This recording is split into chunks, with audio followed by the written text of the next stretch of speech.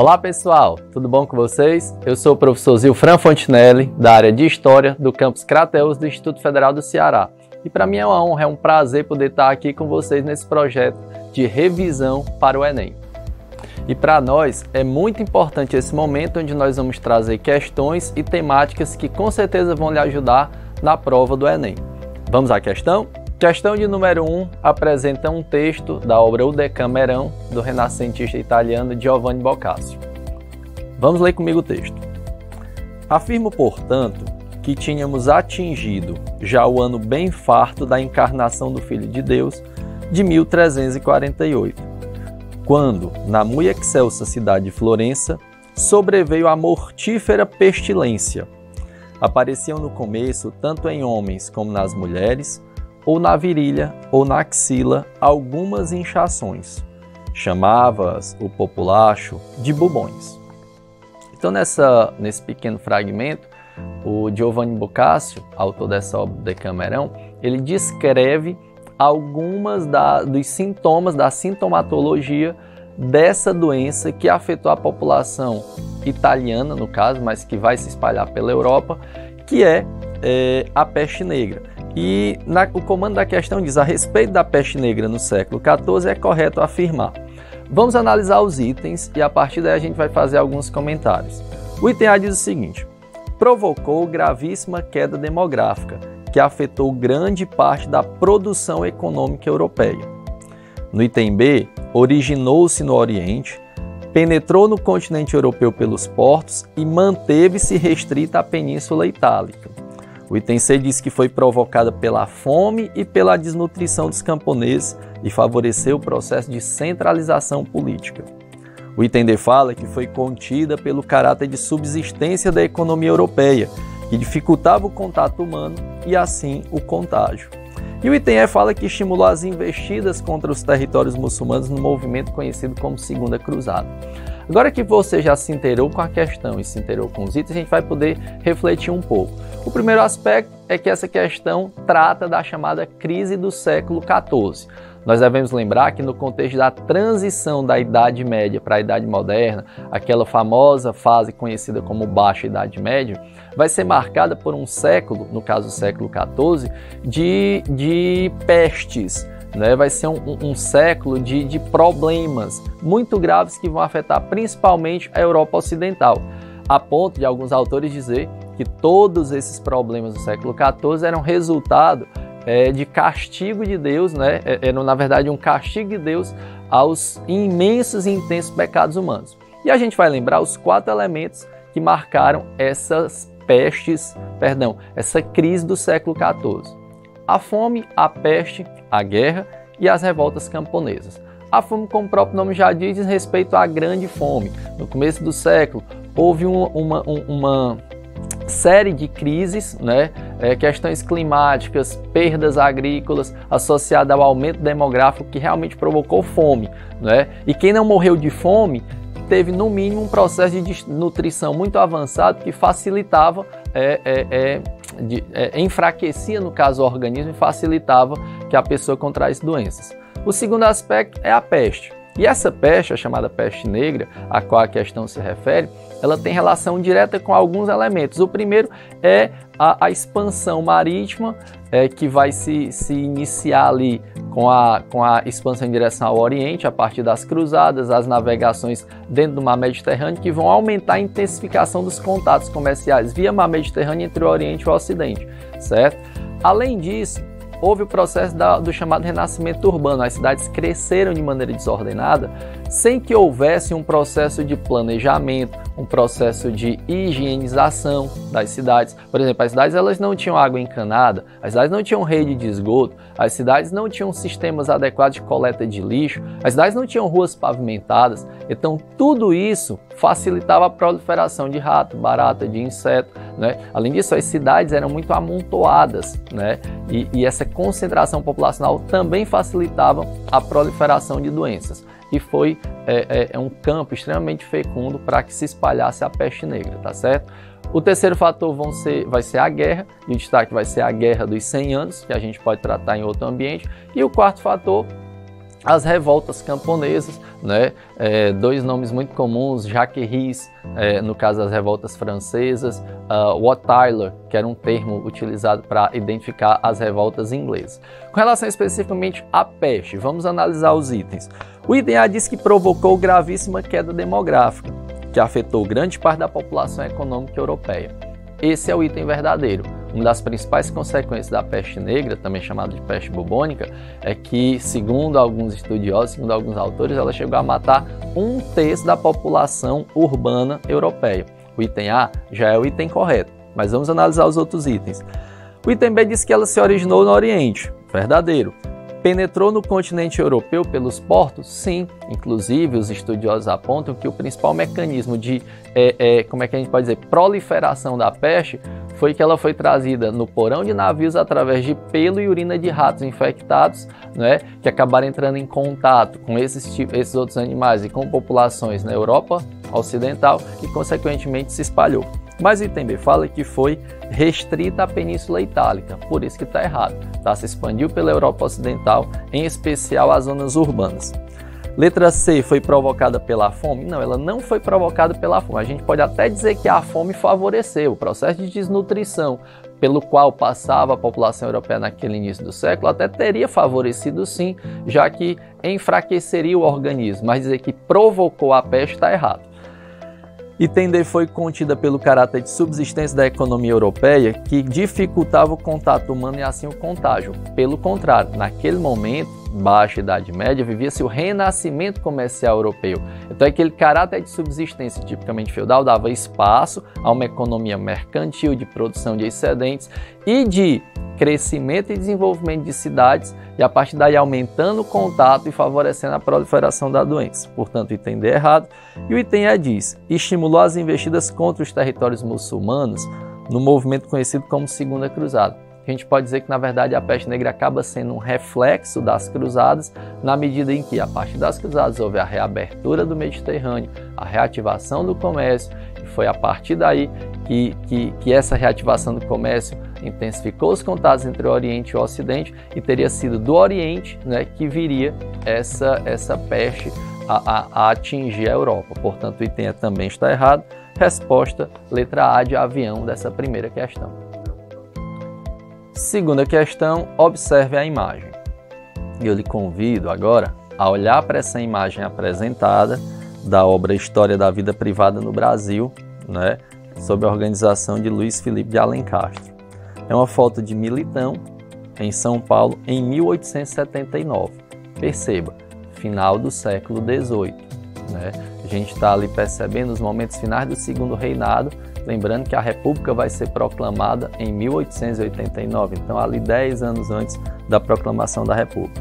E nós percebemos duas pessoas de etnia negra, né? Duas pessoas de pele escura, apesar da imagem, né, ser preto e branco, está muito claro que se tratam de dois negros. Nós percebemos o fenótipo, né, presente no cabelo, tá? Mas nós percebemos que esse casal de negros, eles estão com roupas tipicamente europeias, tá?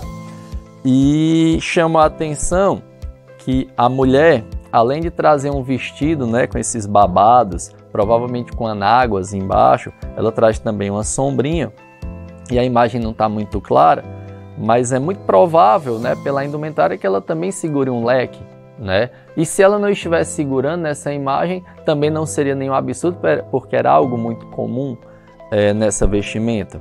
Já o homem, você percebe que ele está com uma calça clara, ele segura com a sua mão esquerda um chapéu, então ele tem um chapéu, né? Ele tem uma espécie de blazer, tá?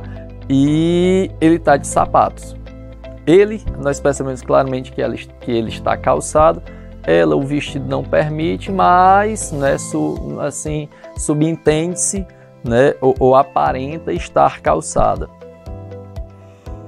E aí a questão, né, a gente analisou bem a imagem, a questão pergunta: que aspecto histórico da escravidão do Brasil no século XIX pode ser identificado a partir da análise do vestuário do casal retratado acima? Olha só que interessante. É uma questão que nos convida a refletir sobre um casal de negros e a forma como esse casal de negros se veste em um Brasil ainda escravagista, um Brasil em que a escravidão ainda existia, tá? Letra A. O uso de trajes simples indica a rápida incorporação dos ex-escravos ao mundo do trabalho urbano. Ora, todos vocês percebem que esses trajes não são tão simples assim.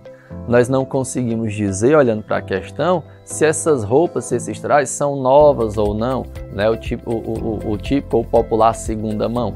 Isso não fica claro.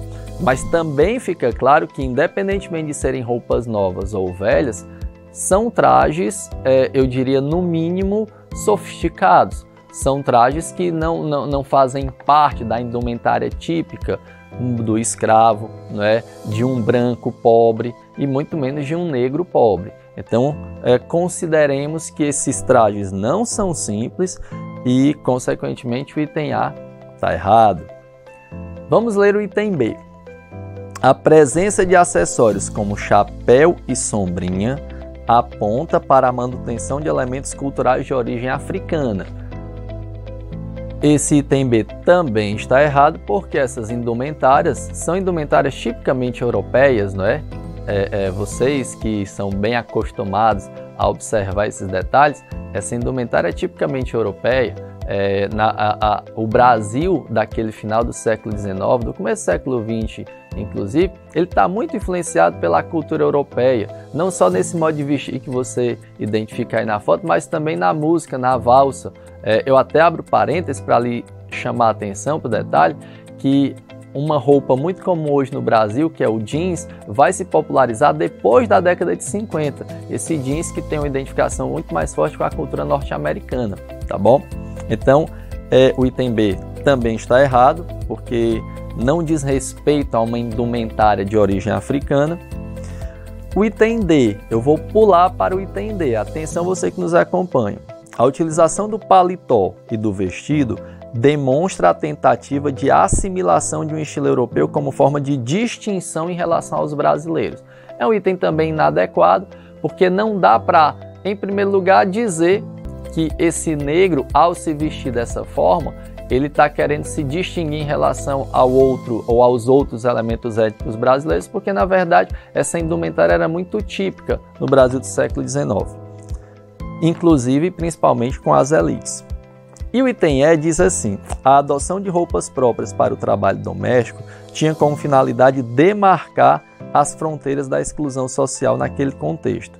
Bom, está muito claro que essas roupas usadas por este casal não são roupas ou não são indumentárias destinadas ao trabalho doméstico. Então o item E também está descartado. Eu pedi para a gente pular e agora a gente volta para o item C, que vai ser o item correto e sobre o qual eu tenho algumas considerações. Diz o item C: o uso de sapatos é um importante elemento de diferenciação social entre negros libertos ou em melhores condições na ordem escravocrata. Item C é o item correto e é um detalhe fundamental que deve ser percebido. Uma identificação, digamos assim, visível de que aquele negro era livre era o fato de ele estar usando sapatos. Para você que nos acompanha, no Brasil escravocrata do século XIX, os negros, em geral, andavam descalços ou com sandálias muito simples, sandálias muito, como é que a gente pode dizer, extremamente rústicas e normalmente feitas por eles. O sapato, ou seja, calçar sapato, é um identificador, é um indicador de liberdade para esse negro, tá certo? Então, esta foto nos deixa, entre tantas informações, ela nos deixa algo claro. Se trata de um negro livre, né? Que podia já ter nascido livre por algum motivo, ou podia ter tido a sua alforria concedida pelo seu antigo dono, ou comprada, enfim. A informação que se depreende é que este negro é livre por ele estar usando sapatos, por isso o item correto é o item C de casa. Vamos agora à terceira questão. Nessa terceira questão, nós vamos analisar o processo de construção da democracia no Brasil. E a gente vai refletir sobre um momento bem específico dessa nossa história, que é o início da chamada Era Vargas. Vamos agora à questão de número 3, que diz o seguinte: a Justiça Eleitoral foi criada em 1932, como parte de uma ampla reforma no processo eleitoral incentivada pela Revolução de 30. Sua criação foi um grande avanço institucional, garantindo que as eleições tivessem o aval de um órgão teoricamente imune à influência dos mandatários. Em relação ao regime democrático no país, a instituição analisada teve o seguinte papel. Letra A, implementou o voto direto para presidente. Letra B, combateu as fraudes sistemáticas nas apurações. Letra C, alterou as regras para as candidaturas na ditadura. Letra D, impulsionou as denúncias de corrupção administrativa. Ou letra E, expandiu a participação com o fim do critério censitário. A questão traz à luz o início da chamada Era Vargas, naquela sua primeira fase, a fase chamada Governo Constitucional, de 1930 a 1934. É importante frisar que a Era Vargas tem início com a chamada Revolução de 30.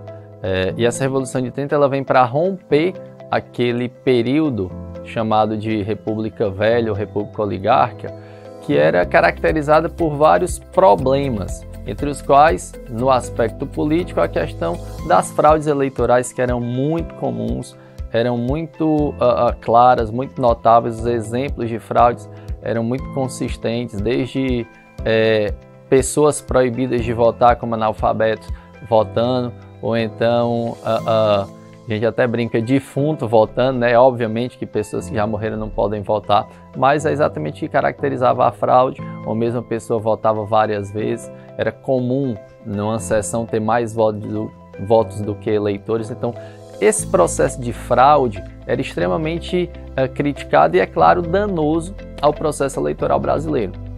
E uma das ideias, naquele começo de década de 30, era um processo de reforma eleitoral no sentido de combater essas fraudes. E o grande destaque para isso vai ser a reforma eleitoral a partir do Código de 32, que vai trazer duas grandes novidades, duas importantes novidades, que são, além da criação da Justiça Eleitoral, como a questão aborda, o voto secreto e o voto feminino, que vão ser incorporados na Constituição de 34, a primeira Constituição que vai trazer no seu âmago esses dois elementos.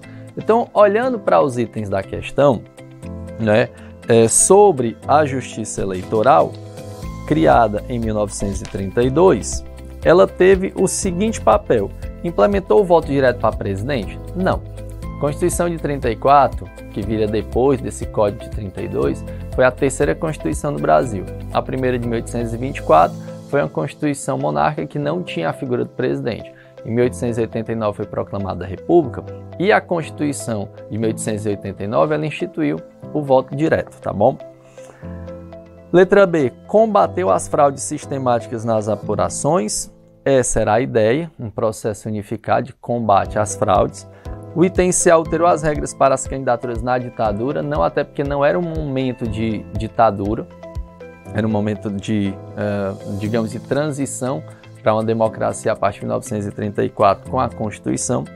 Letra D, impulsionou as denúncias de corrupção administrativa, não diz respeito, não era inclusive essa a função da Justiça Eleitoral. E letra E, expandiu a participação com o fim do critério censitário. O critério censitário, ou seja, baseado na renda, era um critério que estava presente na Constituição de 1824. E esse critério censitário ele já tinha sido eliminado pela Constituição de 1891. Então não tem a ver com esse Código Eleitoral de 32. Portanto, a ideia fundamental é o que está dito na letra B, que é combater as fraudes tão típicas naquele processo anterior da República Velha. Era uma alternativa, uma tentativa de combater essas fraudes que eram tão danosas, repetimos, ao processo eleitoral e democrático no Brasil.